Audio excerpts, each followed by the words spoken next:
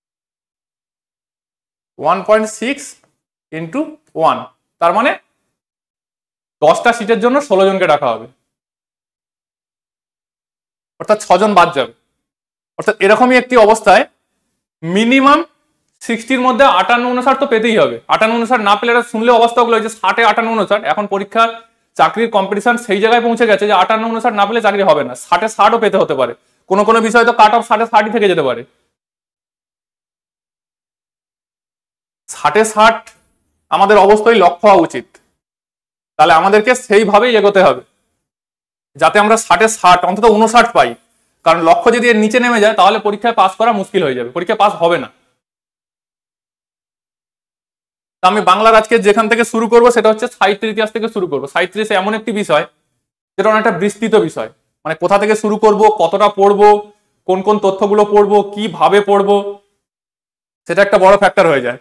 তার থেকে বড় ফ্যাক্টরে আমরা কিভাবে পড়বো। অনেকে আছে এই ধরনের পরীক্ষাতে বাজার চলতি একটা বই কিনে নিল, সেখানে প্রচুর অবজেক্টিভ রয়েছে, মানে সংক্ষিপ্ত প্রশ্ন, সেগুলো পড়ে চলে গেল, তাতে কিন্তু হবে না।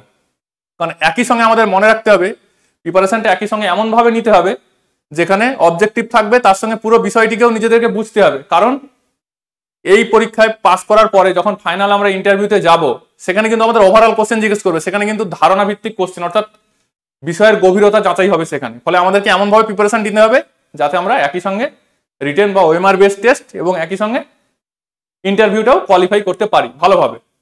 তাহলে আজকে আমরা চর্যাপদের সাহিত্য ইতিহাসে একদম প্রথম যেটা চর্যাপদ, মূলত সিলেবাসে যেখান থেকে আছে আমি সেখান থেকে একদম টু দা পয়েন্ট চলে যাচ্ছি।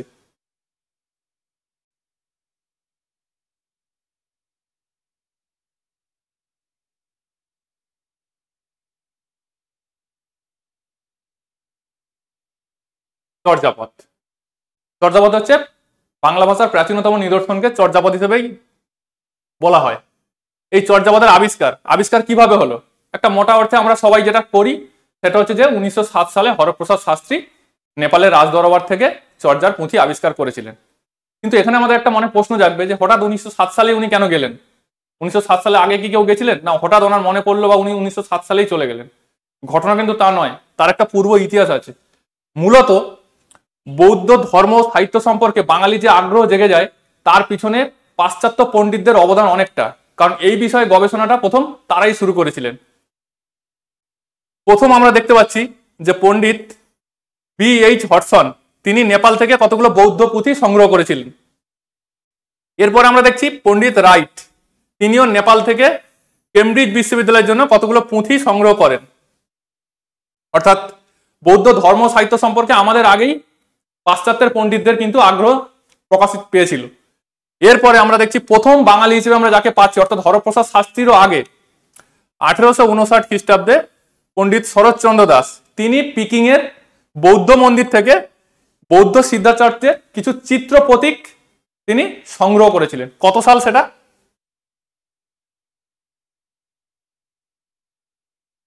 1859 সাল। প্রথম বাঙালি যিনি বৌদ্ধ ধর্ম এবং সাহিত্য সম্পর্কে আগ্রহ দেখাচ্ছেন 1879 সালে।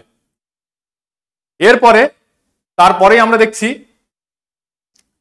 এই যে তার আগ্রহ প্রকাশিত হলো, এরপরে তিনি কি করছেন 1892 খ্রিস্টাব্দে মূলত তারই প্রচেষ্টায় বুদ্ধিস্ট টেক্সট সোসাইটি প্রতিষ্ঠিত হচ্ছে। সেটা কত সাল? 1892 বুদ্ধিস্ট টেক্সট সোসাইটি। এরই মাঝে আরেকজন বাঙালি রাজা রাজেন্দ্রলাল মিত্র, তারও উদ্যোগটা কিন্তু স্মরণীয়। তিনি কি করছেন, তিনি 1882 খ্রিস্টাব্দে the Sanskrit Buddhist literature of Nepal নাম দিয়ে হডসন সংগৃহীত নেপালি বৌদ্ধ পুঁথিগুলোর সাহিত্যিক পরিচয় দিচ্ছেন। অর্থাৎ প্রথমে হডসন সাহেব গেলেন, তারপরে শরৎচন্দ্র দাস, তারপরে রাজা রাজেন্দ্রলাল মিত্র। এরপর আমরা কি দেখতে পাচ্ছি, ধীরে ধীরে বাঙালি যে গবেষক আছে তাদের দৃষ্টি নেপালের দিকে পড়ছে, অর্থাৎ তারাও বৌদ্ধ ধর্ম ও সাহিত্য সম্পর্কে আগ্রহী হয়ে উঠছে। ইতিহাসের এই ধারা অনুসন্ধান করেই হরপ্রসাদ শাস্ত্রী চতুর্থবারের জন্য নেপালে পৌঁছান কত সালে? তিনি তৃতীয়বারের চেষ্টায় গ্রন্থটির সন্ধান পায়। অর্থাৎ এর আগে তিনি দুবার গেছেন, তারপরেও একবার গেছেন, কিন্তু তৃতীয়বারের চেষ্টায় তিনি এই চর্যাচরা বিনিশ্চয় গ্রন্থটির সন্ধান পায়। অর্থাৎ হরপ্রসাদ শাস্ত্রীর আগের ইতিহাসটা কিন্তু প্রথমে পাশ্চাত্য পণ্ডিত, তারপরে শরৎচন্দ্র দাস, তারপরে রাজা রাজেন্দ্রলাল মিত্র, তারপরে হরপ্রসাদ শাস্ত্রী। তিনি যখন এই গ্রন্থটির সন্ধান পায় তার সঙ্গে তিনি আরো 3টি টিকা পেয়েছিলেন। একটা ছিল সরোব্রজের সঠিক দোহাকোষ, একটা মেখলা টিকা সহ কান্নপাদের দোহাকোষ, আর একটা বৌদ্ধতন্ত্রের পুঁথি ডাকারনব। এই 3টে এবং চর্যাচর্য বিনিশ্চয়, এই 4টেকে নিয়ে তিনি 1916 খ্রিস্টাব্দে বঙ্গীয় সাহিত্য পরিষদ থেকে প্রকাশ করলেন 1000 বছরের পুরানো বাঙ্গালা ভাষায় বৌদ্ধ গান ও দোহা। এই নামটা কিন্তু খুব ইম্পর্টেন্ট। অর্থাৎ অনেক সময় পরীক্ষায় যখন দেয় অবজেক্টিভ কোশ্চেনের ক্ষেত্রে, তখন এখানে এই অপশনটাকে তোলার সময় কখনো বাংলা ভাষার বানানটা চেঞ্জ করে দেয়, কখনো বাংলা ভাষায় রচিত বলে এখানে একটি শব্দ যোগ করে দেয়, কখনো পুরাণের জায়গায় পুরাতন লিখে দেয়। ফলে এই নামটা কিন্তু খুব ইম্পর্টেন্ট। অর্থাৎ এই নামটাকে ভালো করে লক্ষ্য রাখতে হবে যে অ্যাকচুয়ালি নামটা কি বলা হচ্ছে। ঠিক এই বানানটাই রাখা হয়েছিল। 1000 বছরের পুরানো বাঙ্গালা ভাষায় বৌদ্ধ গান ও দোহা, এইটা হচ্ছে মূল নাম। 1916 খ্রিস্টাব্দে প্রকাশিত হলো। এর মধ্যে চর্যাচর্য বিনিশ্চয় বাদ দিয়ে বাকি যে 3টে আছে, সরোবর্জের টিকা, কান্নপাদের দোয়া কোশ্চেন, ডাকার নাম, এগুলো ততটা পুরাতন নয়। এগুলোর মধ্যে একমাত্র প্রাচীনতম বাংলা ভাষার নিদর্শন আমরা পাচ্ছি চর্যাচর্য বিনিশ্চয় এই পুঁথিটার মধ্যে।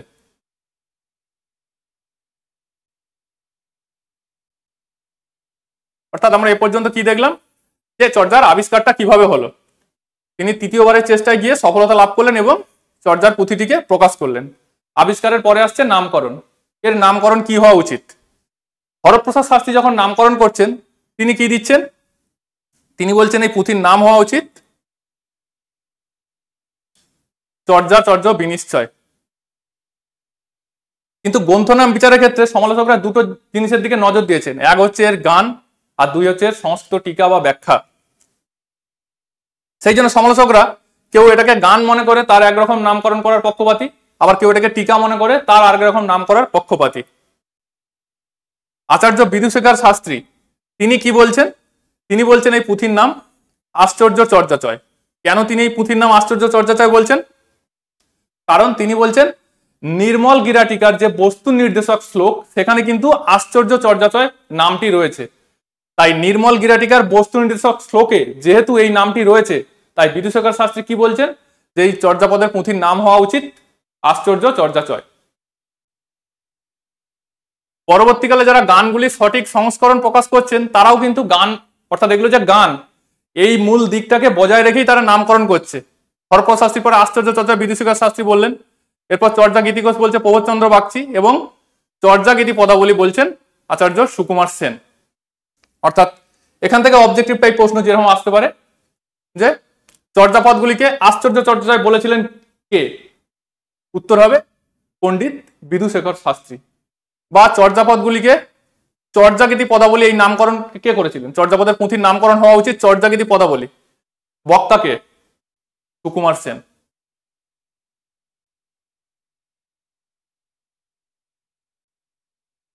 অর্থাৎ এই যে মূল নামকরণ চর্যাচর্য, অর্থাৎ এর মধ্যে নানা রকম ব্যাখ্যা রয়েছে। কেউ কেউ মনে করছে চর্যাচর্য হচ্ছে চর্য মানে যা আচরণ করা উচিত, অচর্য বা অনাচরণীয় অর্থাৎ যা আচরণ করা উচিত এবং যা আচরণ করা উচিত নয়। অর্থাৎ বৌদ্ধ সিদ্ধাচার্যরা তাদের জীবন প্রণালীতে কোনটা করা উচিত এবং কোনটা করা উচিত নয় এই নিয়ে যে নির্দেশিকা দিয়েছে তার উপর ভিত্তি করে তিনি এই নামকরণটা করছেন। এদিক থেকে গ্রন্থের নামকরণ সঙ্গত।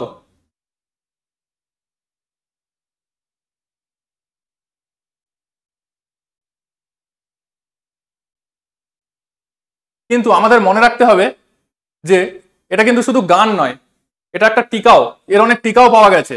আমরা দেখেছি যে বহু কালকর্মে বৌদ্ধ ধর্মের হীনযান এবং মহাযানদের দুটো শাখা, সেই মহাযান শাখার বহু গ্রন্থ তিব্বতী ভাষায় অনুবাদ হয়েছিল। মূল ছিল তিব্বতী ভাষায় অনুবাদ করা হয়েছিল, মূলের অনুবাদও ছিল। অর্থাৎ মূল যে শাস্ত্র আর তাদের টিকা দুটোকেই তিব্বতী ভাষায় অনুবাদ করা হয়েছিল। শাস্ত্রকে যে অনুবাদ করা হয়েছিল যে নামে, সেটা হচ্ছে তানজুর, আর তার যে টিকা তাকে যে অনুবাদ করা হয়েছিল সেটা হচ্ছে তানজুর।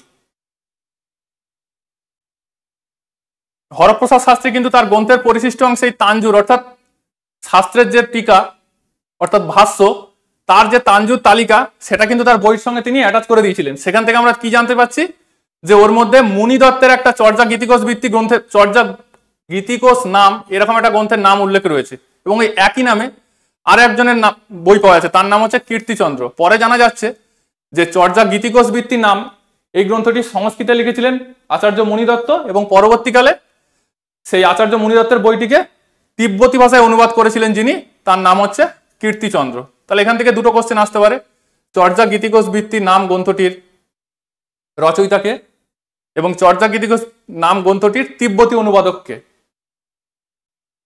অর্থাৎ এর থেকে আমরা বুঝতে পারছি যে মুনি দত্ত রচিত টিকার নাম চর্যা গীতিকোষ বৃত্তি।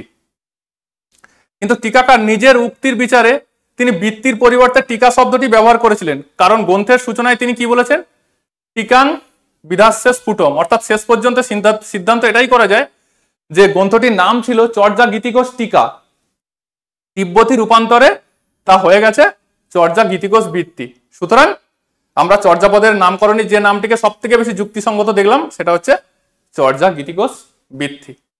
অর্থাৎ আমাদের প্রথমে আবিষ্কার হলো, তারপরে হলো নামকরণ, এরপরে আসছে রচনাকাল।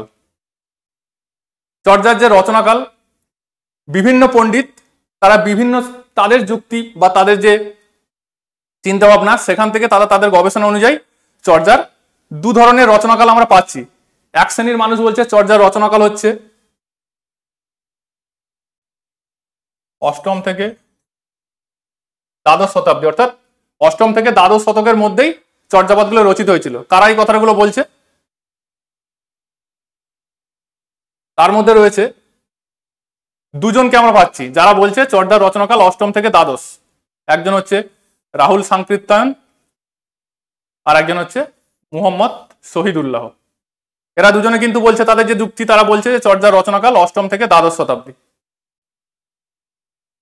এরপর আরেকটি গোষ্ঠী, তাদের মতে চর্যার রচনাকাল দশম থেকে দ্বাদশ। কারা এই কথাটা বলছেন? বলছেন সুনীতি কুমার চট্টোপাধ্যায়, প্রবোধচন্দ্র বাগচি, এবং পরবর্তীকালে আমরা দেখতে পাচ্ছি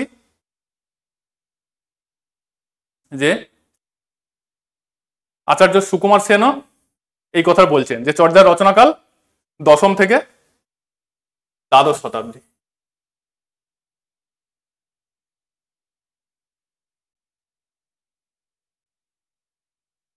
তাদের এই ব্যাখ্যার কারণ কি? যে চর্যার আদিকবি হিসেবে সুনীতি কুমার চট্টোপাধ্যায় মনে করছেন যে আদিকবি হচ্ছে লুইপা, তিনি দীপঙ্কর শ্রীজ্ঞানের সমসাময়িক ছিলেন। এরা দুজনে মিলে যে সময় বিভঙ্গ নামে একটি গ্রন্থ রচনা করেছিলেন। দীপঙ্কর 1338 খ্রিস্টাব্দে 58 বছর বয়সে তিব্বত যাত্রা করেছিলেন। অর্থাৎ 1338 খ্রিস্টাব্দে দীপঙ্করের বয়স যদি 58 বছর হয়, তাহলে দীপঙ্করের জন্ম হচ্ছে 1038 খ্রিস্টাব্দে 58 বছর।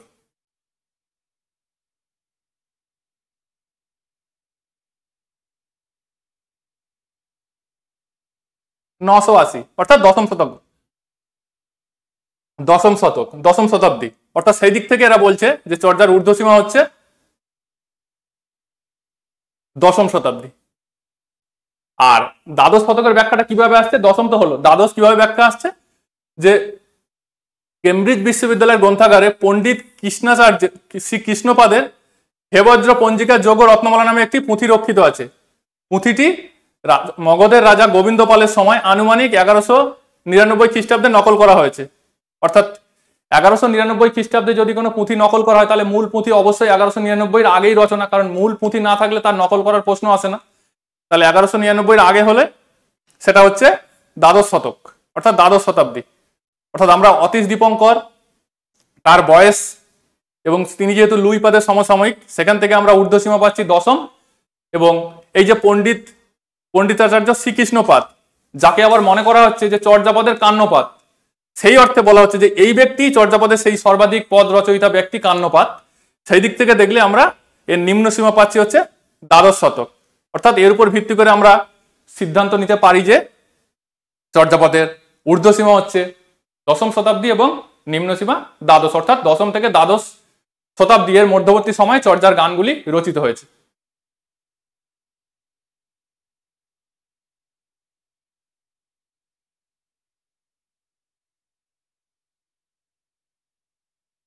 এরপর আসছে চর্যার ভাষা, অর্থাৎ প্রথমে আমরা আবিষ্কার পড়লাম, নামকরণ পড়লাম, এরপর আসছে ভাষা। চর্যার ভাষাকে আমরা মূল অর্থে আমরা যেটা জানি সেটা হচ্ছে চর্যার ভাষা সন্ধ্যা ভাষা।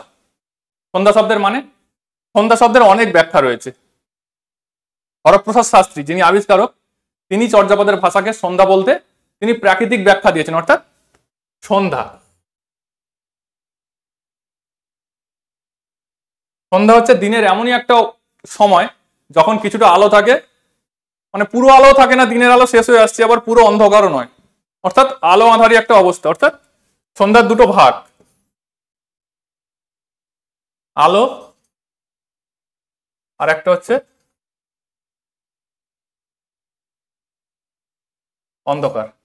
এই ব্যাখ্যাটা হরপ্রসাদ শাস্ত্রী কিভাবে দিচ্ছেন, যে আলো বলতে কিছুটা বোঝা যাচ্ছে, অর্থাৎ চর্যার পদগুলো কিছুটা বোঝা যায়, আর অন্ধকার বলতে কিছুটা বোঝা যাচ্ছে না, অর্থাৎ যে ভাষা কিছুটা বোঝা যাচ্ছে এবং কিছুটা আমরা বুঝতে পারছি না, সেটাই হচ্ছে চর্যার সন্ধ্যা ভাষা, বা সে কারণে তিনি বলছেন আলো আঁধারি ভাষা। এটা হচ্ছে তার ব্যাখ্যা, অর্থাৎ একটা প্রাকৃতিক ব্যাখ্যা দিয়েছেন।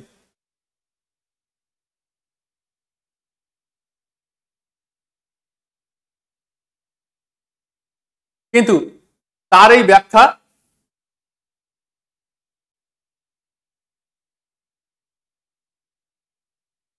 আলো আঁধারি বলেছে, খানিক বোঝা যায় খানিক বোঝা যায় না, অর্থাৎ কিছুটা আলো কিছুটা অন্ধকার। কিন্তু তার এই ব্যাখ্যা সবাই মানেনি। যেমন প্রথমেই যিনি বিরোধিতা করেছেন, তিনি এই ব্যাখ্যার প্রতিবাদ করেছেন, তিনি হচ্ছেন পাঁচকড়ি বন্দ্যোপাধ্যায়। তিনি কি বলছেন, তিনি বলছেন ভাগলপুর জেলার দক্ষিণ পূর্বাংশ, সাঁওতাল পরগনা, বীরভূমের পশ্চিমাংশ এই ভূভাগকে সন্ধ্যা দেশ কহে। ইহাই আর্যাবর্ত এবং বঙ্গদেশের সন্ধিস্থলে অবস্থিত। এই প্রদেশের ভাষাকেও সন্ধ্যা ভাষা কয়। অর্থাৎ তিনি বলছেন যে সন্ধ্যা দেশ বলে যে অংশটি বিখ্যাত, সেখানে যে ভাষা প্রচলিত ছিল সে ভাষাটাই হচ্ছে সন্ধ্যা ভাষা, এবং সেটাই হচ্ছে চর্যাপদের ভাষা। অর্থাৎ হরপ্রসাদ শাস্ত্রী যে ব্যাখ্যা দিয়েছিলেন সেটা হচ্ছে প্রাকৃতিক ব্যাখ্যা, পাঁচকড়ি বন্দ্যোপাধ্যায় যে ব্যাখ্যা দিলেন সেটা হচ্ছে ভৌগোলিক ব্যাখ্যা। অর্থাৎ তিনি কি বলছেন, তিনি বলছেন সব ভাষা বিশেষের গুঢ় রূপ, অর্থাৎ এসব কিছুটা বোঝা যায় কিছুটা বোঝা যায় না, সাংকেতিক এসব কিছু নয়, এটা হচ্ছে আঞ্চলিক একটি উপভাষা মাত্র। অর্থাৎ তার কাছে যে গুঢ় বচন, এই তত্ত্বটাই তার কাছে প্রমাণিত নয়, অর্থাৎ তার কাছে মান্যতা পায়নি। এরপরে আমরা দেখছি আচার্য বিদুশেখর শাস্ত্রী, যিনি বলেছিলেন চর্যার নাম আশ্চর্য চর্যা চয়, তিনি কি বলছেন, তিনি বলছেন তিনি সন্ধ্যা শব্দটিকেই রাখতে চাইছেন না, তিনি বলছেন যে সন্ধ্যায় বানানটাই ভুল, তার মতে বানানটা হওয়া উচিত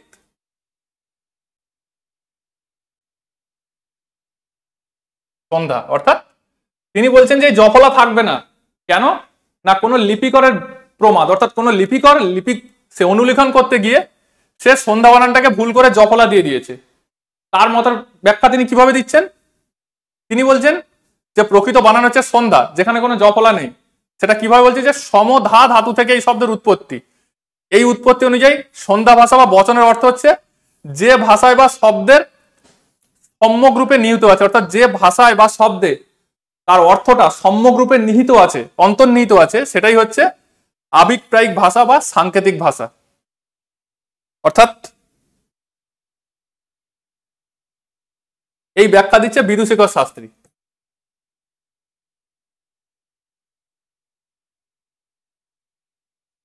অর্থাৎ তিনি সন্ধ্যা নামটিকেই গ্রহণ করছেন না, তিনি বলছেন সন্ধ্যা নামটা বানানটা ভুল আছে, হবে সন্ধ্যা, জফলা থাকবে না। এবং তার ব্যাখ্যা হচ্ছে যে যে ভাষায় বা শব্দে অর্থ সম্যক রূপে নিহিত থাকে সেটাই হচ্ছে সন্ধ্যা ভাষা। প্রবোধচন্দ্র বাগচি তিনি বিদুশেখর শাস্ত্রীর এই মতটাকে সমর্থন করছেন, তার মতে হ্যাঁ এটাই ঠিক কথা, কিন্তু আমাদের মনে রাখতে হবে যে সন্ধ্যা বানানটা, অর্থাৎ যে মূল বানান এই সন্ধ্যা, অর্থাৎ এই সন্ধ্যা বানানটি, এই সন্ধ্যা বানানটিকে কিন্তু আমরা একেবারে উপেক্ষা করতে পারি না। কেন পারি না, কারণ চর্যার যে পুঁথি আবিষ্কার হয়েছে, এছাড়াও এই যে সরোপাদে রচিত সহজান্মায় পঞ্জিকা এবং হেবজ্রতন্ত্র এবং অন্যান্য বৌদ্ধিক পুঁথি, সেখানে কিন্তু এই বানানটা পাওয়া যাচ্ছে। কোন বানানটা পাওয়া যাচ্ছে, যে বানানটা হরপ্রসাদ শাস্ত্রী যেটাকে সন্ধ্যা বলছে, অর্থাৎ জফলা। আমরা যদি বিদুশেখর শাস্ত্রীর মত মানি যে মুদ্রণ প্রমাদ, তাহলে আমাদের এখানে আরেকটি প্রশ্ন আসবে যে মুদ্রণ প্রমাদ যদি হয় সেটি একটি কোনো বইতে থাকবে, কিন্তু আলাদা আলাদা লেখকের আলাদা আলাদা বইতে, তাহলে সব বইতে একইভাবে বানান ভুল, এটা হতে পারে না। অর্থাৎ এই সন্ধ্যা বানানটা, এই বানানটা ঠিক, এর ব্যাখ্যাটাকে এইভাবে আমাদের গ্রহণ করতে হবে যে অন্যরকম ভাবে তাৎপর্য দিয়ে, যে ভাষায় অভীষ্ট অর্থ সম্যক ধ্যান, অর্থাৎ সম ধৈ ধাতু, এই অর্থে ব্যাখ্যাটা যদি আমরা বুঝি যে ভাষায় অভীষ্ট অর্থ সম্যক ধ্যান সহযোগে বুঝতে হয়, সেটাই হচ্ছে সন্ধ্যা ভাষা। অর্থাৎ যে ভাষার অর্থ বুঝতে গেলে ধ্যানের প্রয়োজন আছে, সেটাই হচ্ছে সন্ধ্যা ভাষা। সেই অর্থে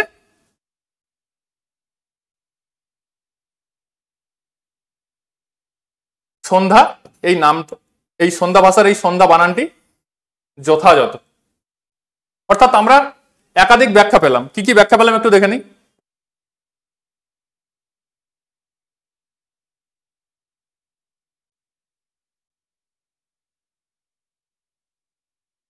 হরপ্রসাদ শাস্ত্রী বলছেন চর্যাপদের ভাষা সন্ধ্যা ভাষা। তিনি সন্ধ্যা বলতে দুটো ভাগ করছেন। তিনি বলছেন আলো, আধার, অর্থাৎ প্রাকৃতিক ব্যাখ্যা দিচ্ছেন হরপ্রসাদ শাস্ত্রী। এর পরের ব্যাখ্যা আসছে ভৌগোলিক ব্যাখ্যা, অর্থাৎ পাঁচকড়ি বন্দ্যোপাধ্যায়। তিনি কি বলছেন,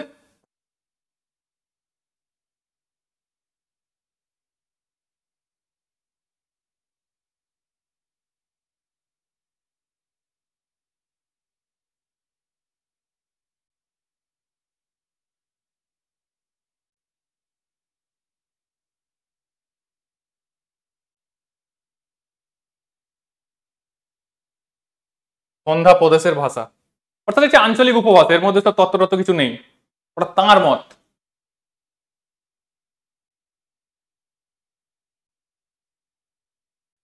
এরপরে আসছে বিদুসাগর শাস্ত্রী, তার কাছে সন্ধ্যা বানানটাই ভুল। অর্থাৎ এই যে সন্ধ্যা, এই বানানটাকে তিনি বলছেন ভুল, লিপিকরের প্রমাদ। তিনি কি বলছেন, বানান হচ্ছে সন্ধ্যা, অর্থাৎ সমধা। তার ব্যাখ্যা হচ্ছে সমধা ধাতু থেকে, অর্থাৎ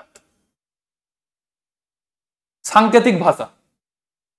কিন্তু আমাদেরকে মাথায় রাখতে হবে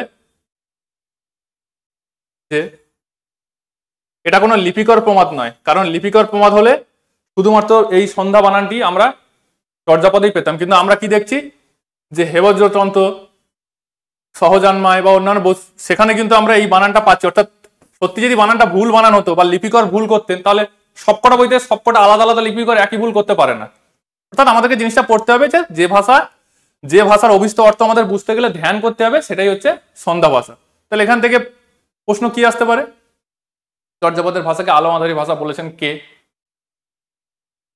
বা সন্ধ্যা প্রদেশের ভাষা বলেছেন কে, বা এই সন্ধ্যা শব্দটিকে যে ব্যাখ্যাটা হরপ্রসাদ শাস্ত্রী দেননি, যে ব্যাখ্যাটা দিয়েছেন আর কি বিদুসাগর শাস্ত্রী, তিনি যখন বলছেন যে সন্ধ্যা যে আভিপ্রায়িক বা সাংকেতিক অর্থ, এ কথা বলেছেন কে, এই জাতীয় প্রশ্নের উত্তরগুলো কিন্তু এখান থেকে এইভাবে মনে রাখতে হবে।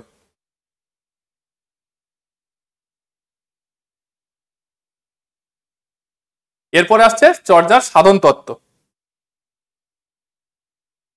মূল যে চর্যাপদগুলি কিসের উপর ভিত্তি করে রচিত, অর্থাৎ চর্যাপদ তার মূল বিষয় কি, এগুলো হচ্ছে বৌদ্ধ সিদ্ধাচার্যদের যে সাধন প্রণালী, সেই সাধন প্রণালী তারা তাদের বংশ পরম্পরায় পরবর্তী প্রজন্মের কাছে পৌঁছে দেওয়ার জন্য কিছু গূঢ় অর্থ বা কিছু রূপক ব্যবহার করেছিলেন, যাতে সাধারণ মানুষ সেগুলো বুঝতে না পারে। সেগুলো শুধুমাত্র সিদ্ধাচার্যরাই বুঝতে পারবে। আমরা যেটা বুঝতে পারবো সেটা হচ্ছে আমরা হচ্ছে তার বাইরের গল্পটা বুঝতে পারবো, কিন্তু ভেতরের অর্থটা আমরা বুঝতে পারবো না। এই জন্য আমরা দেখেছি তারা বিভিন্ন রূপক ব্যবহার করেছে।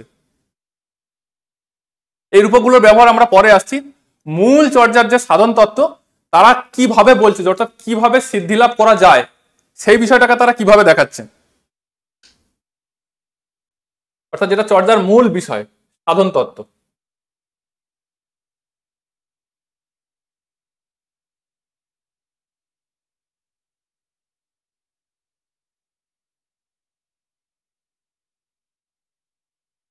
অর্থাৎ এটাকে যদি আমরা একটা ধ্যানরত কোনো মানুষ কল্পনা করি, তাহলে সাধন তত্ত্ব আমি এইভাবে বোঝাচ্ছি এখানে, যে সিদ্ধাচার্যরা আমাদের দেহের মধ্যে 3 রকম নারীর অস্তিত্ব কল্পনা করেছেন। অর্থাৎ তারা যে পদ্ধতিতে ধ্যান করেছেন বা সাধনায় সিদ্ধি লাভ করেছেন, সেটাকে তারা বলছেন যে আমাদের দেহের মধ্যে 3 ধরনের নারী আছে। এটা যে আমি যদি বলি মুখোমুখি, তাহলে এর মুখোমুখি হচ্ছে আমার ডান দিক মানে ওর বাম দিক, অর্থাৎ বাম নাসারন্ধ্র। এখান থেকে যে নাড়িটা নিচের দিকে এসছে সেটাকে তারা বলছে যে এটা বামগা নাড়ি, বা এই নাড়ির তারা একটা অন্য নাম দিচ্ছে, সেটা হচ্ছে প্রজ্ঞারূপিণী শূন্যতা, অর্থাৎ প্রজ্ঞা।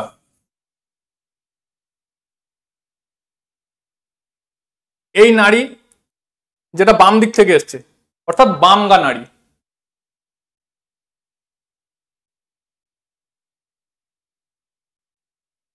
আরেকটি নাড়ি যেটা ডান নাসারন্ধ্র থেকে প্রবাহিত হয়ে নিচের দিকে গেছে, নাভিমূলের দিকে গেছে, সেটা হচ্ছে ডানগা নাড়ি।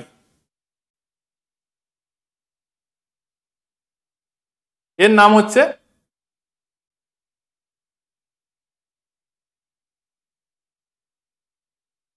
করুণা। একটা হচ্ছে প্রজ্ঞারূপিণী বা শূন্যতা, একটা হচ্ছে উপায়রূপিণী করুণা। এই দুটো নাড়ির গতিপথ সবসময় নিম্নের দিকে থাকে, অর্থাৎ এগুলো নিম্ন প্রবাহিত নাড়ি। সিদ্ধাচার্যরা কল্পনা করছেন যে এই নারীর একটাতে সংসারের সৃষ্টি হচ্ছে, একটাতে সংসারের ধ্বংস হচ্ছে। এই দুটো নারীতে কিন্তু সিদ্ধিলাভ হবে না, এর গতি হচ্ছে নিম্নমুখী। যখন সেটা নিম্নমুখী হচ্ছে তখন সেটা পতনের দিকে যাচ্ছে।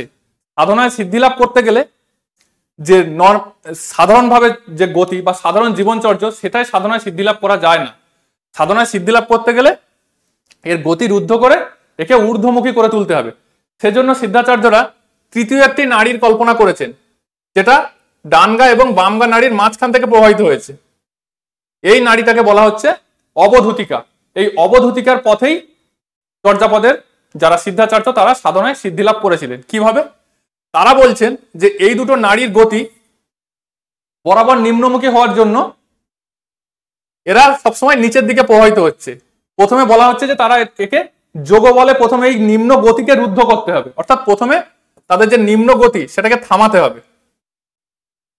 এর জন্য তারা কি বলছে যে যখনই এর জন্য তারা আরো দেহের মধ্যে 4টে চক্রের অবস্থান কল্পনা করছে, যে আমাদের এই দেহের মধ্যে টোটাল 4টে চক্র রয়েছে। কি কি চক্র রয়েছে আমি একটু মুছে দিই, এটা জিনিসটা অনেকটা হয়ে গেছে।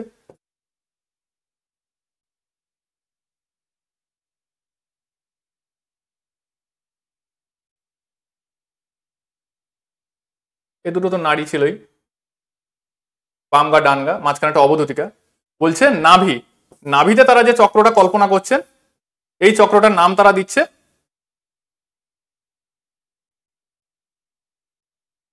নির্মাণ চক্র। এরপরে তারা একটি চক্র কল্পনা করছেন, সেটা আছে হৃদয়ে, সেটার নাম তারা দিচ্ছে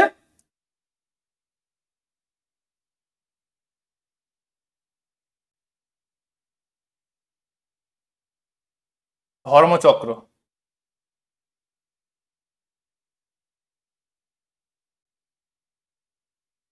এরপরে একটি চক্র আছে তারা কল্পনা করছেন, সেটা হচ্ছে কণ্ঠে বা গলায় রয়েছে, আমাদের এরকম জায়গায় গলায়, সেটার নাম তারা বলছে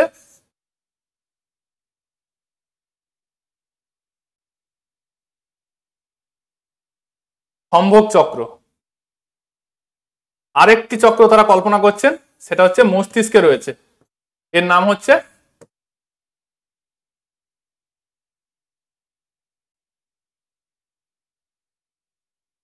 মহাসুখ চক্র। অর্থাৎ তারা মোট 4টে চক্রের অবস্থান কল্পনা করেছেন। এরপর আমরা যদি দেখি যে দুটো যোগ বলে এখানে নারী যখনই রুদ্ধ হয়ে গেল তখনই এখানে তাদের নিম্ন গতি থেমে গেল।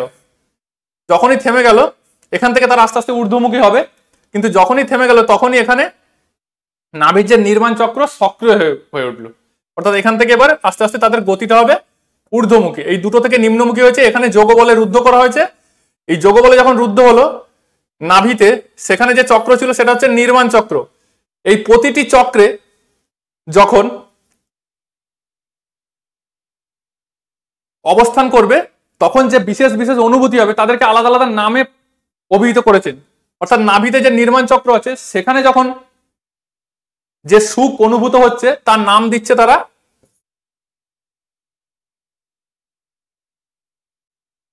আনন্দ। কিন্তু শুধু আনন্দের থেমে থাকলেই তো সিদ্ধি লাভ সম্ভব নয়। সিদ্ধি লাভ করতে গেলে আমাদেরকে এই পথে একেবারে মস্তিষ্কে পৌঁছতে হবে, তবেই তাকে বলা হবে সে সাধনায় সিদ্ধি লাভ করেছে বা সিদ্ধাচার্য। তাহলে নাভিতে যখন নির্মাণ চক্র সক্রিয় হয়ে উঠলো তখন যে সুখ অনুভূত হচ্ছে তখন তাকে বলা হচ্ছে আনন্দ। এরপরে আস্তে আস্তে গতিটা বাড়ছে, ঊর্ধ্বমুখী হচ্ছে। যখনই এই গতি হৃদয়ে এসে উপস্থিত হলো তখন শরীরের মধ্যে যে অনুভূতি হচ্ছে, যখনই হৃদয়ে এসে উপস্থিত হলো তখন ধর্মচক্র, অর্থাৎ হৃদয়ে যে চক্র থাকে আমি আগে বলেছি ধর্মচক্র, তখন ধর্মচক্র সক্রিয় হয়ে উঠলো। তখন যে অনুভূত হচ্ছে তখন তার নাম হচ্ছে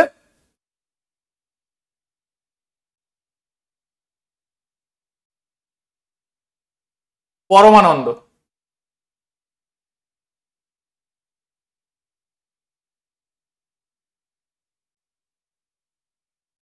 পরমানন্দ। এরপরে আস্তে আস্তে ঊর্ধ্বমুখী হতে হতে কণ্ঠে পৌঁছাচ্ছে। কণ্ঠে যখন পৌঁছাচ্ছে তখন কণ্ঠে যে চক্র সক্রিয় হয়ে উঠছে সেটা হচ্ছে সম্ভোগ চক্র। তখন যে অনুভূতি হচ্ছে সেটাকে বলছে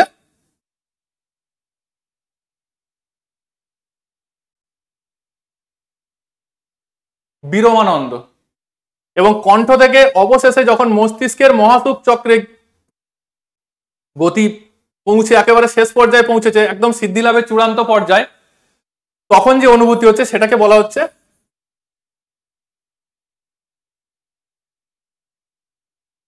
সহজানন্দ বা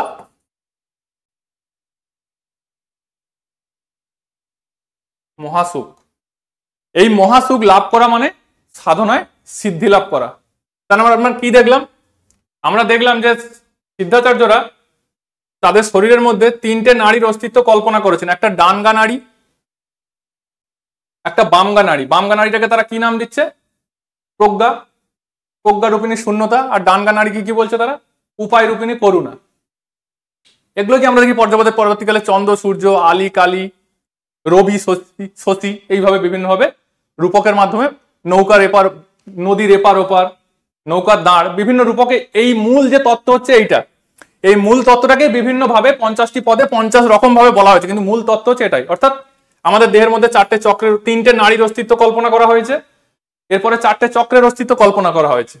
নাভিতে নির্মাণ চক্র, হৃদয়ে ধর্মচক্র, কণ্ঠে সম্ভোগ চক্র, মস্তিষ্কে মহাসুখ চক্র। এই নির্মাণ চক্রে যখন অনুভূতি হচ্ছে সেটা হচ্ছে আনন্দ, হৃদয়ে ধর্মচক্রে যখন অনুভূতি হচ্ছে সেটা হচ্ছে পরমানন্দ, কণ্ঠে যখন হচ্ছে তখন বিরমানন্দ, আর একদম মস্তিষ্কে যখন হচ্ছে তখন সেটা হচ্ছে সহজানন্দ। অর্থাৎ যখনই মস্তিষ্কে গেল তখনই একজনের সাধনায় সিদ্ধি লাভ করলো। এই হচ্ছে মূল চর্যাপদের সাধ্য সাধন তত্ত্বের একটা সংক্ষিপ্ত রূপ। এখান থেকে প্রশ্ন আসতে কি পারে? নির্মাণ চক্র কোথায় অবস্থিত? বলতেই পারে, অন্তত যদি এটা রিটেন পরীক্ষায় নাও আসে, ইন্টারভিউতে জিজ্ঞেস করতেই পারে। কারণ রিটেন পরীক্ষায় যদি মনে করা হয় যে এগুলো লেভেল অনুযায়ী অনেকটা উচ্চ লেভেল বা উচ্চ মাধ্যমিকের উপরে, গ্রাজুয়েশন বা পোস্ট গ্রাজুয়েশন লেভেলে, কিন্তু ইন্টারভিউ বোর্ডে যিনি থাকবেন তিনি তো চাইবেন যে আসবে পড়তে তার চর্যাপদ সম্পর্কে একটা সাধারণ ধারণা আছে, ফলে তাকেই কোশ্চেন জিজ্ঞেস করতেই পারে এবং অবশ্যই করবে। অর্থাৎ সেই একই সঙ্গে আমাদের প্রথমেই আমি বলেছি যে ওএমআর এর পরীক্ষার পাশাপাশি ইন্টারভিউর প্রস্তুতিটা তো এর মাধ্যমেই নিতে হবে। অর্থাৎ এই পুরো জিনিসটাকে জেনে রাখতে হবে। এটা হয়ে গেল চর্যা সাধন তত্ত্ব। এটাই মূলত এই নোটের মধ্যে লেখা আছে।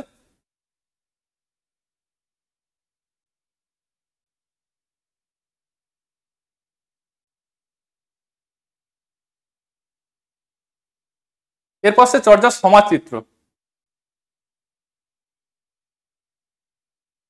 সমাজচিত্রে আমরা কি দেখছি? যে চর্যাপদের মধ্যে সেই সময় সেন যুগে ব্রাহ্মণ্যবাদ আধিপত্য ছিল, ব্রাহ্মণ্যবাদ ছিল, সমাজের নিম্ন শ্রেণীর মানুষ ছিল অবহেলিত, সমাজে অনাচার ছিল, ব্যভিচার ছিল, সমাজে জুয়া খেলার প্রচলন ছিল, ব্যবসা ছিল, মানুষ মাছ ধরত। অর্থাৎ নিম্ন ব্রাহ্মণ ধর্মের আধিপত্যের পাশাপাশি নিম্নবর্ণের মানুষের রীতিনীতি, তাদের অত্যাচারের কথাও কিন্তু এখানে লেখা আছে। যেমন বলছে নগর বাহিরে ডম্বি তোহারি কুড়িয়া ছই ছই যাস্য ব্রাহ্মণ নাড়িয়া। এর একটা সাংকেতিক ব্যাখ্যা রয়েছে, কিন্তু তার বাইরে থেকে দেখা যাচ্ছে যে ডোম সম্প্রদায়ের কথা বলা হচ্ছে। অর্থাৎ নগরের বাইরে কারণ ডোম অর্থাৎ ব্রাহ্মণ সমাজে যারা নিচু শ্রেণীর মানুষ তাদেরকে সচরাচর আমরা সমাজের মূল প্রান্তে, আমরা সমাজের মূল যে বৃত্ত তার মধ্যে আমরা তাদের রাখতাম না, তাদের স্থান হতো সমাজের একেবারে প্রান্ত শ্রেণীতে। তার একটা অংশ এখান থেকে উঠছে যে ডোম্বি নগরের বাইরে তোমার কুঁড়েখানি, অর্থাৎ তাকে আমরা সমাজের একটা প্রান্তে করে দিলাম। সেই যে সমাজচিত্র সেটা এখান থেকে কিছুটা ফুটে উঠছে। এটাও একটা বিস্তারিত, এই যে টালো তো মোর ঘর নাহি পরবেশী হারিতবাদ নীতি নেই, বলছে যে টিলার উপরে ঘর, কোনো প্রতিবেশী নেই, অর্থাৎ বিচ্ছিন্ন জীবনযাপন। কেন?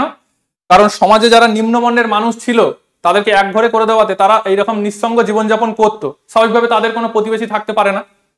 তারা কি বলছে, হাঁড়ি তো ভাত নাই নীতি আবেশ, অর্থাৎ বলছে তাদের হাঁড়িতে ভাত নেই কিন্তু প্রতিদিন প্রতিবেশী আসছে। এই যে একটা বাইরের যে ওভারঅল ব্যাখ্যা সেটার কথা বলছি। আমি তত্ত্বের ভিতরে যাচ্ছি না, এত বিস্তৃত আমাদের লাগবে না, আমি একটা তত্ত্বের কথা বলছি, যেহেতু সমাজচিত্র আলোচনা হচ্ছে সেজন্য আমি এটা বললাম। হেন্ডন পার পদ এটা, অর্থাৎ মানুষ কুঁড়ে ঘরে বসবাস করতো, যারা নিম্ন শ্রেণীর মানুষ, তারা দারিদ্র্যের সঙ্গে জীবনযাপন করতো, এটাই মূলত এখান থেকে বোঝা যাচ্ছে। জীবন জীবিকা আমি বলেছি যে সমাজ বহির্ভূত মানুষ ডোম সবর প্রভৃতি নিচু জাতের লোকেদের জীবন নির্বাহের যে উপায় ছিল সেগুলো হচ্ছে নিম্নমানের ছিল, অসম্মানজনক ছিল। নারীরা তাঁত বুলতো, তুনো ধুলতো, এই যে কুঠারের সাহায্যে গাছ কাটতো, ইঁদুরের উপদ্রব, কৃষিকাজ, অর্থাৎ কৃষিকেন্দ্রিক সমাজ জীবন, কাঠুরেদের কথা, সেগুলো এখানে বোঝা যাচ্ছে।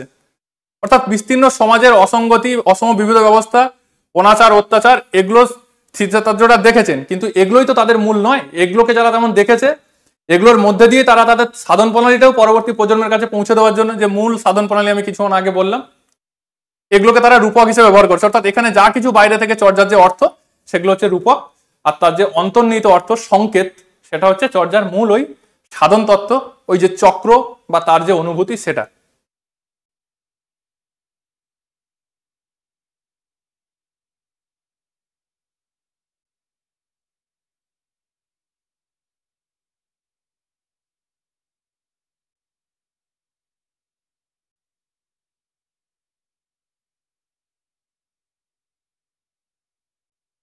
বিবাহের কথা রয়েছে, যে বিবাহের ব্যাপারে নানা রকম বিধি নিষেধ ছিল, অর্থাৎ ব্রাহ্মণরা নিম্নবর্ণের যে কোনো রমণীকে বিয়ে করতে পারতো, কিন্তু উল্টোটা হতো না, অর্থাৎ নিম্নবর্ণের কোনো পুরুষ উচ্চ বংশের কোনো রমণীকে বিয়ে করতে পারতো না। যৌতুক ছিল, অর্থাৎ পণ প্রথা ছিল। অর্থাৎ মোট কথা তৎকালীন যে সমাজচিত্র তার একটা বিস্তীর্ণ বর্ণনা আমরা এই চর্যাপদের মধ্যে দিয়ে পাই। আমাদের এতটা ডিটেলসে লাগবে না এখানে। দারিদ্র ছিল, দারিদ্র ছিল সমাজে, নৈরাজ্য ছিল, নৈতিক অধঃপতনের কথা বলা হয়েছে।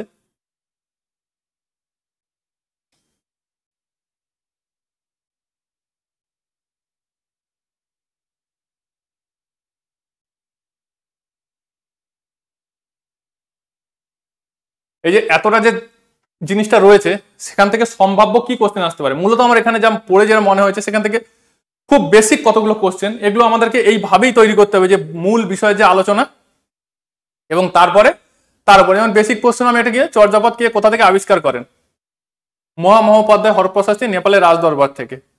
কত সালে চর্যাপদের পুঁথিটি আবিষ্কার করেন? 1907 সালে। কত সালে কোথা থেকে প্রকাশিত হয়? 1916 খ্রিস্টাব্দে বঙ্গীয় সাহিত্য পরিষদ থেকে। অবজেক্টিভ কোশ্চেন যখন পরীক্ষায় আসবে, এখানে বাড়িতে বসে পড়া এবং পরীক্ষা হলে গিয়ে অসংখ্য পরীক্ষার্থীদের মাঝখানে নিজেকে পরীক্ষা দেওয়া, দুটো কিন্তু আলাদা। এখানে দেখে মনে হচ্ছে জিনিসটা খুবই সহজ, 1907 1916 এই জিনিসগুলোকে খুবই সহজ মনে হচ্ছে, কিন্তু যখন পরীক্ষা হলে 4টে করে অপশন থাকবে, তার মধ্যে একটি থাকবে এবং একই সঙ্গে কয়েক লক্ষ মানুষের পরীক্ষা হবে, মানে কয়েক হাজারে হাজারে মানুষ কিন্তু সেই একই প্রশ্ন দেখছে, ফলে সেই মুহূর্তে দাঁড়িয়ে মাথা ঠান্ডা করে ঠিকঠাক উত্তর দেওয়াটাই হচ্ছে আসল চ্যালেঞ্জ। অনেক সময় ভুল হয়ে যায়, যেমন চর্যাপদ কি নামে বঙ্গীয় পরিষদ থেকে প্রকাশিত হয়েছিল? কেউ বললো 1000 বছরের পুরানো বাঙ্গালা ভাষায়, কোথাও লেখা থাকলো এই পুরানো বানানটা, আমি যেমন ধরলাম এই যে পুরানো বানানটা কি আছে, এখানে কেউ আছে পুরাণ, এইখানে ন মানে কিন্তু এটা পৌরাণিক সেটা নয়, এটা অ্যাকচুয়ালি পুরাণ বলতেও পুরাতন বুঝিয়েছে, অর্থাৎ ওল্ড। এবার আমি বললাম এই যে হয়তো এই বইটার নামই তুলে দিল, দিয়ে একটুখানি শব্দটা চেঞ্জ করলো, কোথাও লিখে দিল 1000 বছরের পুরানো, কোথাও বললো 1000 বছরের পুরাতন, কোথাও বললো 1000 বছরের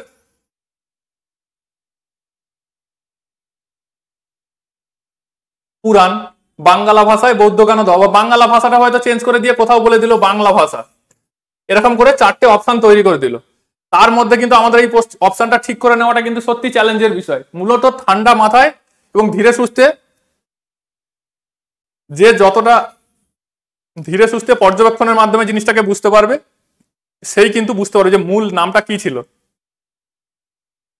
1000 বছরের পুরানো বাংলা ভাষায় বৌদ্ধ গান ও দোহা। আমি ব্যবহার করেছি, বেশ কিছু বইতে রয়েছে, দন্তেন রয়েছে। মূলত আমি তথ্যটি নিয়েছি চর্যাগীতির ঐতিহাসিক ভূমিকা জাহ্নবীমা চক্রবর্তীর বই থেকে, সেখানে রয়েছে এই বানানটি, সেই জন্য আমি এই বানানটিকে ফলো করেছি। মূল নাম হচ্ছে এইটা। অনেক সময় গোলানোর জন্য কি করবে, এই বাংলা ভাষা শব্দটাকে কিভাবে লিখবে, একটা অপশানে দিয়ে দিল বাংলা ভাষা, একটা অপশানে দিয়ে দিল বাংলা ভাষা। কারণ এখান থেকেই তো কিছু লোক তো এখান থেকে ভুল করবে, নইলে সবাই তো 60 পাবে না। সবাই 60 পেলে তো সবাইকে ইন্টারভিউ তো রাখতে হবে, কাট অফ তো এরকম হবে না। তাহলে কোশ্চেনটা সেরকমই হবে যেভাবে মানুষকে ঠকানো যায় আর কি, অর্থাৎ একটা চ্যালেঞ্জের মুখে ফেলা যায়। তারপর নামকরণের সময় আমরা তো শুধুমাত্র চর্যাপদ পড়ে পরীক্ষা দিতে যাব না, তার সঙ্গে অজস্র টেক্সট থাকবে, টেক্সটের ব্যাকরণ থাকবে, সাহিত্য ইতিহাস থাকবে। সেখানে গিয়ে এখন মনে হচ্ছে আমরা তো জানি, এগুলো তো কমন, একটু আগেই পড়লাম যে চর্যাচর্য বিনিশ্চয় কে বলেছেন, হরপ্রসাদ শাস্ত্রী। আশ্চর্য চর্যাচয় কে বলেছেন, বিদুসাগর শাস্ত্রী। চর্যা গীতিকোষ কে বলছে, প্রবোধচন্দ্র বাগচি। চর্যা গীতি পদাবলী হওয়া উচিত একথা মনে করছে কে, আচার্য সুকুমার সেন। চর্যা সংস্কৃত টিকার নাম চর্যা গীতিকোষ বৃত্তি। চর্যা সংস্কৃত টিকা কে রচনা করেছিলেন এই বইটা, আচার্য মুনি দত্ত। মুনি দত্তের এই বই তিব্বতী অনুবাদ কে করেছিলেন, কীর্তিচন্দ্র। এই জিনিসগুলোকে এখানে খুবই সহজ মনে হচ্ছে, কিন্তু পরীক্ষা হলে শুধু তো আমরা চর্যাপদ পড়ে যাব না, তার সঙ্গে হাজার একটা বিষয়, অর্থাৎ পুরো সিলেবাসটা আমরা শেষ করে যাব। সেখানে গিয়ে কিন্তু এগুলো গুলাবেই, কখন আমাদেরকে এইটা মনে হবে, কখন এইটা মনে হবে, কখনো এইটা। সেখানেই কিন্তু সামান্য একটা ভুল অবজেক্টিভ, অর্থাৎ একবার মার্ক করে দিলে দ্বিতীয়বার কিন্তু, যেহেতু তার নিচে একটা কার্বন থাকবে, ফলে প্রথমবার একবার মার্ক করে দেওয়ার পর কেটে বা হোয়াইটনার ব্যবহার নিষিদ্ধ সরকারি চাকরির পরীক্ষায়। ফলে আমরা কিন্তু সেকেন্ড টাইম কোনো সুযোগ পাবো না, আমাদেরকে যা করতে হবে ওয়ান টাইম করতে হবে। ফলে আমাদের প্রিপারেশনটা সেভাবে নিতে হবে, এবং যে যত সুস্থ চিত্তে দৃঢ়ভাবে, যে যত ধীরে জিনিসটাকে বুঝবে এবং খুব দৃঢ়তার সঙ্গে সিদ্ধান্তটা নিতে হবে। এই পরীক্ষায় তাড়াহুড়ো করা মানে 10 বছর পর একটি পরীক্ষা হচ্ছে, তাড়াহুড়ো করা মানে আবার জীবন থেকে 10টা বছর বেরিয়ে যাবে, অর্থাৎ দ্বিতীয় কোনো সুযোগ নাও আসতে পারে, আসবেই না। ফলে আমাদেরকে যখন পড়তে হবে পুরো জিনিসটাকে থরোলি, যে আমি নোটের মধ্যে যেরকম আমি পুরো মূল লেখায় যেরকম দেখালাম, তার সঙ্গে সঙ্গে পাশাপাশি অত্যন্ত ঠান্ডা মাথায় পুরো জিনিসগুলোকে মনে রাখতে হবে। দশম থেকে দ্বাদশ কে বলেছে, কখনো মনে হবে সুনীতি কুমার চট্টোপাধ্যায় বলেছে, কখনো মনে হবে রাহুল সাংকৃত্যায়ন বলেছে, কখনো মনে হবে মোহাম্মদ শহীদুল্লাহ বলেছে। অষ্টম দ্বাদশ কে বলেছে, রাহুল সাংকৃত্যায়ন। মোট চর্যাপদের সংখ্যা 50টা। সুকুমার সেন কি বলছে, 51টা। হরপ্রসাদ শাস্ত্রী কটা পাচ্ছে, 46.5টা। চর্যাপদের আদি কবি কে, লুইপাদ। সর্বাধিক পদ রচনা করেছেন কে, কৃষ্ণপাদ বা কান্নপাদ। কটা পদ রচনা করেছেন তিনি, 13টি, বা কেউ কেউ বলছে 12টি, কিন্তু যেটা মোদ্দা কথা সেটা হচ্ছে ম্যাক্সিমাম পদ ইনিই রচনা করেছেন। চর্যাপদের ভাষা সন্ধ্যা ভাষা, এটা কে বলছে, হরপ্রসাদ শাস্ত্রী। সন্ধ্যা প্রদেশের ভাষা, এটাকে বলছে পাঁচকড়ি বন্দ্যোপাধ্যায়। আর জফলা শব্দটা যেহেতু বানান ভুল, এ কথাটা কে বলছে, এ কথাটা বলছে আচার্য বিদুসাগর শাস্ত্রী। এবার একটা চর্যাপদের মধ্যে নাটকের কথা বলা আছে, বুদ্ধ নাটকের কথা, 17 নম্বর পদে। এই 17 নম্বর পদটা কে লিখেছে, এটা কিন্তু ইন্টারভিউতে জিজ্ঞেস করতে পারে। রিটেন পরীক্ষা আসবে না মানে এই পদে এই তথ্য আমার জানার দরকার নেই, এই তথ্যটা ভুল। রিটেন পরীক্ষা না আসলে এটা ইন্টারভিউতে জিজ্ঞেস করতেই পারে, কারণ যিনি ইন্টারভিউ নেবেন তিনি তো যাচাই করবেন যে চর্যাপদের উপরে একজন প্রার্থী যে চাকরি পাবে তাকে আমরা যে চাকরিটা দেবো, চর্যাপদে কি শুধু সে অবজেক্টিভ করে আসছে, সে কি ডিটেলসে কিছু জেনে আসেনি, তাকে জিজ্ঞেস করতেই পারে। কত নম্বর পদে বৌদ্ধ নাটকের কথা বলেছে, 17 নম্বর। তো সেই জন্য 17 নম্বর কে লিখেছে পদটা, বিনাপা। কান্নপা 12টা পদ রচনা করেছে। তারপরেই ঠিক কে সর্বাধিক রচনা করেছে, কান্নপার পরে ভুসুকোপা। এরপরে আমি সাধ্য সাধন তত্ত্ব বোঝানোর সময় যেগুলো বললাম, যে 4টে চক্র, নাভিতে কি চক্র, নির্মাণ চক্র, হৃদয়ে ধর্মচক্র, কণ্ঠে সম্ভোগ চক্র, মস্তিষ্কে মহাসুখ চক্র। এবার 4টে চক্রে যখন অনুভূতি হবে, 4টে আলাদা অনুভূতি হবে। যখন নির্মাণ চক্র তখন হচ্ছে আনন্দ, ধর্মচক্র যেটা হৃদয়ে রয়েছে সেখানে যে অনুভূতি সেটা হচ্ছে পরমানন্দ, কণ্ঠে রয়েছে সম্ভোগ চক্র সেটা হচ্ছে বিরমানন্দ, আর মহাসুখ চক্রে যে অনুভূতি সেটা হচ্ছে সহজানন্দ, অর্থাৎ সাধনায় সিদ্ধি লাভ। আর এই তথ্যগত যে তথ্যগুলো রয়েছে এগুলো হচ্ছে শুরুতেই জানার দরকার ছিল। আমি শুরুতেই বলেছি একদম যে the Sanskrit Buddhist literature of Nepal গ্রন্থটি কাল লেখা, কত সালে প্রকাশিত। এটা 1882 সালে প্রকাশিত হয়েছিল। লেখক ছিলেন রাজা রাজেন্দ্রলাল মিত্র। কোন বাঙালি পণ্ডিত সর্বপ্রথম বৌদ্ধ ধর্ম ও সাহিত্য সম্পর্কে আগ্রহ দেখিয়েছিলেন? ম্যাক্সিমাম লোক অপশানে লিখে দেবে হরপ্রসাদ শাস্ত্রী, ভুল তথ্য। মূল হচ্ছে শরৎচন্দ্র দাস। তিনি কিন্তু, আমি শুরুতেই বলেছি যে 1879 খ্রিস্টাব্দে পিকিং এর বৌদ্ধ মন্দির থেকে কতগুলো চিত্র প্রতীক সংগ্রহ করেছিলেন এবং তারই প্রচেষ্টায় কিন্তু 1892 খ্রিস্টাব্দে দ্য বুদ্ধিস্ট টেক্সট সোসাইটি প্রতিষ্ঠিত হয়েছিল। অর্থাৎ হরপ্রসাদ শাস্ত্রীর আগে যে বাঙালি ছিল তিনি কিন্তু শরৎচন্দ্র দাস। চর্যাপদের ভাষা, যেটা নিয়ে খুব বিতর্ক রয়েছে, কেউ বলছে চর্যাপদের ভাষা হিন্দি, কে বলছে রাহুল সাংকৃত্যায়ন। চর্যাপদের ভাষা প্রাচীন বাংলা, কথা কে বলছে সুনীতি কুমার চট্টোপাধ্যায়। কোন গ্রন্থে এই কথাটা বলেছিলেন? ওডিবিএল। এবার ওডিবিএল এর full form the origin and development of the Bengali language. এইটাকে ঘুরিয়ে দিতে পারে, বিভিন্ন রকম ভাবে দিতে পারে। ডেভেলপমেন্ট শব্দটা দিল না, অরিজিনের বদলে অন্য একটা শব্দ দিল, এইভাবে বইটার নাম ঘুরিয়ে দিতে পারে। অর্থাৎ যতভাবে কনফিউজ করা যায়, কারণ একই প্রশ্নে হাজার হাজার পরীক্ষার্থী পরীক্ষা দেবে, সবাই পারবে না তো, কেউ না কেউ ভুল করবে। কত সালে ওডিবিএল প্রকাশিত হয়েছিল? 1926 সালে। এ পর্যন্ত গেল চর্যাপদের প্রশ্ন। এবার চর্যাপদের সঙ্গে সঙ্গে আরেকটি তথ্য রয়েছে যেটা আমরা সচরাচর পড়ি না, সেটা হচ্ছে নবচর্যাপদ। একটা চর্যাপদের কথা সবাই জানে, আর একটা হচ্ছে নবচর্যাপদ। এই নবচর্যাপদ কি আবিষ্কার করেছিলেন? এটা চর্যাপদের অনেক পরে ডক্টর শশীভূষণ দাশগুপ্ত, কলকাতা বিশ্ববিদ্যালয়ের অধ্যাপক। তিনি 1963 খ্রিস্টাব্দে এই পদগুলি আবিষ্কার করেছিলেন। তিনি মোট 20খানা প্রাচীন পুঁথি আবিষ্কার করেছেন, তার মধ্যে দিয়ে তিনি মোট 250টি পদের সন্ধান পেয়েছিলেন। এই 250টি পদের মধ্যে তিনি নির্বাচন করেছিলেন 100খানা পদ, অর্থাৎ 250খানা পদের মধ্যে তিনি 150খানা পদ বাদ দিয়ে দিয়েছিলেন, যে সেগুলো খুব একটা নতুন নয়, মানে সেগুলো নতুন মানে নতুনই, পুরাতন নয়, এবং সেগুলো একে অপরের অনুলিখন, অর্থাৎ একটাকেই অন্যভাবে বলা হয়েছে। তিনি 150খানা বাদ দিয়েছেন, পড়ে থাকলো টোটাল মূল 250টা, বাদ দিয়ে দিল 150খানা, পড়ে থাকছে 100টা। এই 100খানাকে নিয়ে তিনি একটি সম্পাদনার বইয়ের সম্পাদনার পরিকল্পনা করেছিলেন, কিন্তু তিনি মারা যাওয়ার পরে সেই অবশিষ্ট পুঁথি যখন অসিত বন্দ্যোপাধ্যায়, কলকাতা বিশ্ববিদ্যালয়ের অধ্যাপক অসিত বন্দ্যোপাধ্যায়ের হাতে পড়ে, তিনি দেখলেন সেখানে 100খানা নেই। তাই তিনি ভূমিকায় জানাচ্ছে যে কি কারণে 99 এবং 100 নম্বর পদ দুটিকে আচার্য শশীভূষণ দাশগুপ্ত বাদ দিয়ে দিয়েছেন, সেটা তিনি ব্যাখ্যা দিতে পারছেন না। তিনি বলছেন কোনো কারণে বাদ পড়ে গেছে। তাই তার সম্পাদনায় 1989 সালে কলকাতা বিশ্ববিদ্যালয় থেকে 98টি পদ নিয়ে অসিত কুমার বন্দ্যোপাধ্যায়ের সম্পাদনায় তৈরি হচ্ছে যে বইটি প্রকাশিত হচ্ছে, সেটার নাম কি? নবচর্যাপদ। এই জিনিসটা ইন্টারভিউতে জিজ্ঞেস করতেই পারে, সবাই তো চর্যাপদ পড়েছে, নবচর্যাপদ কি? অনেকেই বলে দেবে যেটাই চর্যাপদ সেটাই নবচর্যাপদ। পার্থক্যটা হয়ে যাবে এইখানে, এই লক্ষাধিক পরীক্ষার্থীর মধ্যে এইখানেই পার্থক্য। যে এটা বলবে, যে বলতে পারবে তারই এটা প্রফিট, আর যে বলতে পারবে না সেটা তো বলতে পারবেই না। এখানে একটা প্রশ্ন বাদ পড়েছিলাম, বলি চর্যাপদগুলিকে, এই প্রশ্নটা অনেক সময় অনেক জায়গায় দিয়েছে, যে বুদ্ধিস্ট মিস্টিক সং কে বলেছে? মোহাম্মদ শহীদুল্লাহ। এটা তথ্যগত প্রশ্ন। এই হচ্ছে আমার মূলত ওভারঅল চর্যাপদের, মানে আমি চর্যাপদ নিয়ে যা বললাম, যতটুকু বললাম, মূল ব্যাখ্যা যতটা দিলাম, এবং তার উপর বেস করে যতটা ম্যাক্সিমাম প্রশ্ন আসতে পারে, এটাই হচ্ছে মেন। আমাদেরকে প্রতিটা তথ্য, অর্থাৎ চর্যাপদ না, সাহিত্য ইতিহাসের প্রতিটা বিষয় এবং যে টেক্সট রয়েছে সেই বিষয়গুলোকে পুরো এইরকম মূল আমরা যেভাবে আলোচনা করেছি এইভাবে ব্যাখ্যা, এবং সেখান থেকে সম্ভাব্য কোশ্চেনকে তথ্য আকারে বাছাই করে নিয়ে অবজেক্টিভ। মূলত পরীক্ষাটা কিন্তু এইভাবেই হবে, প্রিপারেশনটা এইভাবে নিতে হবে। এরপরে আমরা শ্রীকৃষ্ণ কীর্তন, বৈষ্ণব পদাবলী এইভাবেই পড়বো।